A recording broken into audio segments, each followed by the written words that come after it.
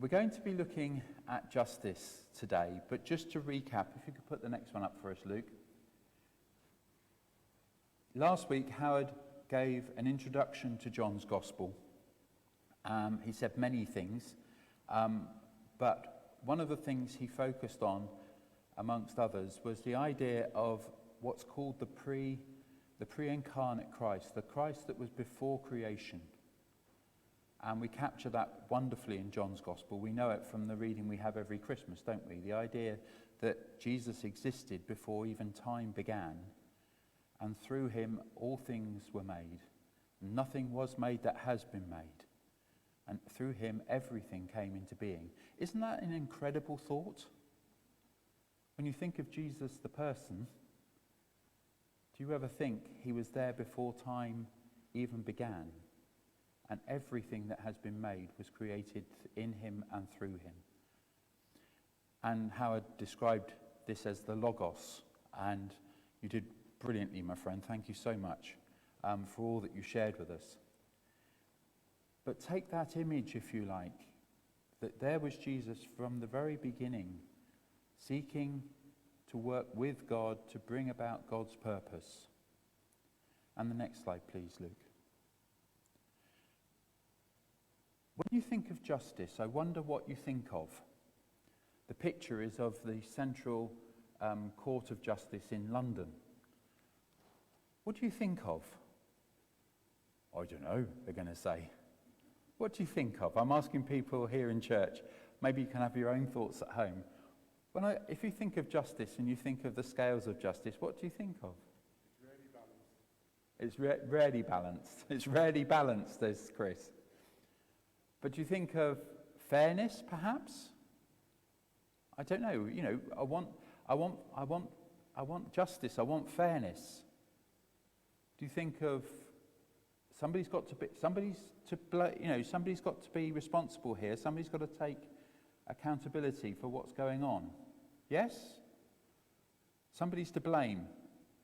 I wrote about that in the New Creation Pew News yesterday, how easy it is to say, all those young people or all those politicians or whoever you want to say. We look for somebody to be held to account. And of course then over hundreds and hundreds of years, we've developed the law, and England and Britain pride themselves in being some of the great lawmakers of the world. Maybe used to be, I don't know, hopefully still today. And of course, then the final part often is, and that person needs to be sentenced, and they need to go to prison, and they should be punished for what they've done. And of course, there's the whole business at the moment of whether prison sentences are long enough, and whether, or what is their circumstance, whether they've been paroled too soon, and things like this. So when we think of justice, whether it be in the context of something that is reported to the police or outside of that, we often are looking for these key things of fairness and of accountability and of some sort of consequence for people's actions. I don't know about you, but I always remember when I was a little boy at about 6 years old. Is Lewis listening? Lewis? You listening, mate? This will make you smile. Lewis is my godson who's here, and he's 12 now. Goodness me. But when I was about 6 or 7, Lewis, I stole a football from the local shop.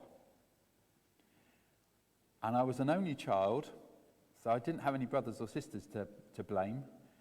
And I took this football home and I hid it under my dad's compost heap. And when Mum and Dad were out, I would get this football out and I'd kick it around the garden. And for the first couple of days, it was all great fun. But after a while, I'd forgotten about it. Until such time as Dad put a fork through the said football and went, "What's this?" And I went, And I can still remember, I'm 57 now, but I can still remember being marched back up to that newsagent's shop. He didn't hit me, he didn't shout at me, he didn't do anything. He knew exactly what was the right thing to do. he took me right back up to the newsagent shop, which happened to be a family friend. And I had to explain to this gentleman why I'd nicked the football, and indeed, of course, pay for it and pray for it a couple of times over, both to him, but also then to my dad. I had to pay for it twice, just to remind myself about stealing. Did you ever have any experiences like that? You're all such good people, aren't you? Howard, you're such a good person. You never got into any trouble, did you? It's just me then. Fairness, accountability, justice, or consequence, whichever you want to call it. Next slide, please, Luke. It's rather strange, then, that in Jesus' great speech about justice, he says something which isn't about, or it doesn't seem about, justice at all. He says this, "Very truly I tell you, unless a grain of wheat falls to the ground and dies, it remains only a single seed. But if it dies, it produces many seeds." It's one of the great wisdom sayings or paradoxical sayings of Jesus in the whole of the Bible, and I love it. I love it. I love it for itself. I love it also because it was the founding statement of St. Francis of Assisi's Rule of Life when he wrote it in 1200. Well, 1187, I think. And the point is, how does this tie in with justice? Can you press the next one, please, Luke? Because we were talking about the Logos. We're talking about God creating a beautiful world. We're talking about a God who creates a beautiful world also then, when he realizes it's not going the way that God wants it to be, actually coming to sort it out, and hence why he became human. Next one, please, Luke. You would think he was coming to actually deal with all those who break the rules, just like I did. And in fact, later on in the reading that Dinah read to us, it does seem to say that. It says, "Now is the time for judgment on this world. Now the prince of this world will be driven out." And of course, in the right hand of the statue, with the scales in the left, is the sword. Good, we're going to go and sort out all those naughty people. It's often how we think about justice. And then, next one please, Luke. And then, strangely, Jesus says, "Very truly I tell you, unless a grain of wheat falls to the ground and dies, it remains only a single seed. But if it dies, it produces many seeds." Do you get the feeling that these things don't add up? I hope you do. Or you're not that interested. I hope you're interested. Because there's something beautiful you're about to discover. Next one, please, Luke. I want to introduce you to someone. Larry Harvey. He's the chaplain of, I know it is Horfield Prison, but I was chatting to Baz and to Hayley and to Jen the other day, and Charlotte, and they know it as HMP Bristol. That we were chatting about this gentleman, and he reminded me I had met him some years ago. He's an incredible character. He was brought up as part of the traveller community. And part of his story is that when he went to school, even though he was immaculately dressed by his family, he was picked on and told he was dirty. Go away. And so, what does anybody do who's picked on like that? Well, they either go in on themselves, or they learn to defend themselves and they start lashing out. Larry chose the latter. So he started lashing out, and he became a bit of a wide boy, and he sort of could put his weight around the place, and that became quite useful, until such time as it started to get him into bother. And he met his girlfriend, then to become his wife, at the age of 15. And within a few months, he was in a young offenders institution, which is a bit awkward. And when he came out, he carried on his ways because he learned all sorts of new ways in that young offenders institution. And the bottom line is he ended up in Bristol jail as a prisoner. And when he was in jail, you'd think he might come to his senses. But no, he didn't. He came out. But then his daughter was taken very seriously ill. They went, him and his wife, up to Southmead Hospital, and somebody, totally random, offered to pray with them as a family. Not a chaplain, just another patient, passerby, somebody going in. But something incredible happened. And Larry felt, actually, I know my daughter's going to be all right. She had one of the rarest brain diseases, and the operation that she needed had never been performed in this country before. But deep down in his heart of hearts, he went to his wife and he said, I know our daughter's going to be all right. And she was. And he fell on his knees. And he wept. This is his story, not mine. And then he dedicated his life to going back to prison. How can an ex-prisoner become a prison chaplain or a minister?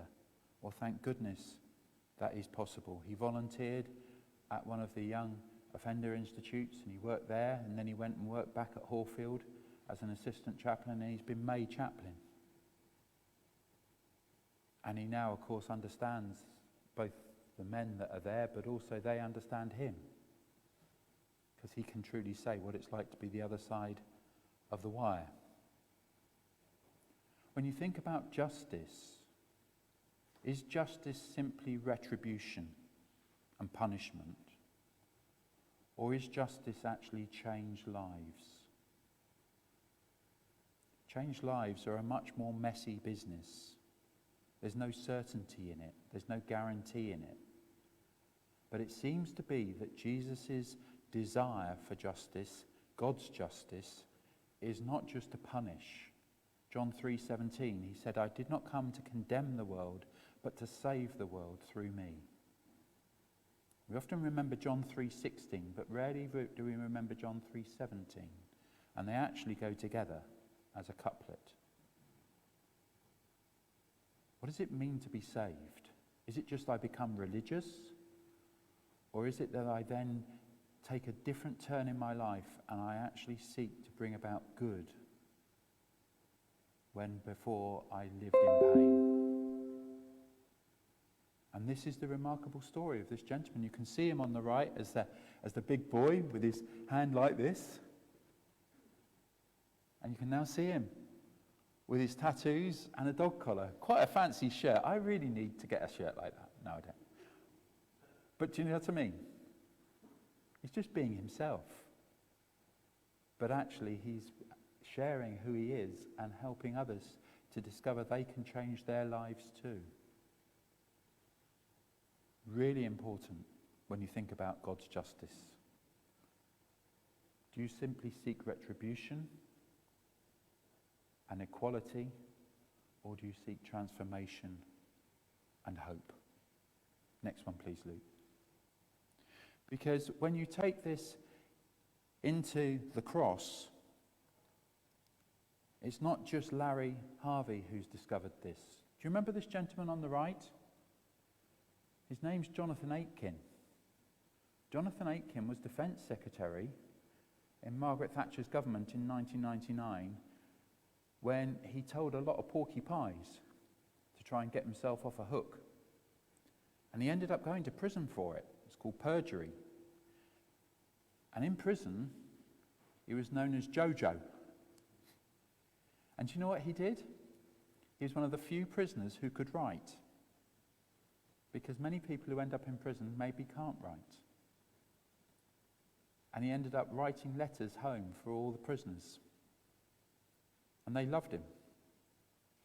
And while he was in his prison cell, he too had this incredible experience of God's love. He'd sort of gone to church a bit, but like many of us, he'd never really sat down and taken God seriously. But when you're in a prison cell for 23 hours a day, there's not a lot else to think about sometimes. And he dedicated his life to helping these prisoners. And when he was released after an 18-month sentence, rather than go back to a life in the city or whatever, because he had all the connections, no, he's dedicated his life to being a prison chaplain. His life too has been transformed, but also he's now walking with many other people and giving them hope by his journey. This is the point of God's justice. Not to condemn, but actually for the seed to be able to fall and so produce many seeds. What does that look like? Well, for Larry Harvey, it was all that anger of all what people had done to him. He had to take responsibility for his own actions, but years of being bullied. But was he going to stay an angry man forever? No, he brought it to the cross. And that was a very, very precious seed that he let die. But only when he let it die could new seeds be born. And the same for Jonathan Aitkin. The humiliation in public of all that he went through, it was all over the newspapers. Even then, when he became a Christian and decided to become a minister, many of his colleagues have laughed him out of court because they're all too clever for this gospel. But actually, it's a gospel that changes lives. So for him, it's been his public reputation, maybe. But when you think about the seeds that he's been able to give new life to and be born, he's touched thousands and thousands of lives by going around and talking about how God can change people. Not just yesterday, 2,000 years ago, but today. And so it carries on. What's that story like for you? What's that story like for me? We may not have gone through the experiences of Larry Harvey or Jonathan Aitkin, but we will have our own story to tell. Do we carry lots of anger, lots of injustice within us? Do we carry lots of hurt, even from childhood, because we're the one that has been wounded? But strangely, by carrying that, it stops us from moving on, because it only needs to be touched, and it's like a short fuse, and we'll go off on one. But the reality is, can we bring that to the cross? And you may have been carrying it for years. One of the interesting things, Tom Wright, when he talks about all of this stuff to do with justice in his talks, he draws the parallel between justice and healing. Justice without healing is simply revenge, either by an individual or by society. Justice with mercy, with healing, and with hope changes the world. We'll look forward to the second instalment next week. Thank you for listening. It's a great saying, isn't it? I tell you, unless a grain of wheat falls to the ground and dies, it remains only a single seed. But if it dies, it produces many seeds.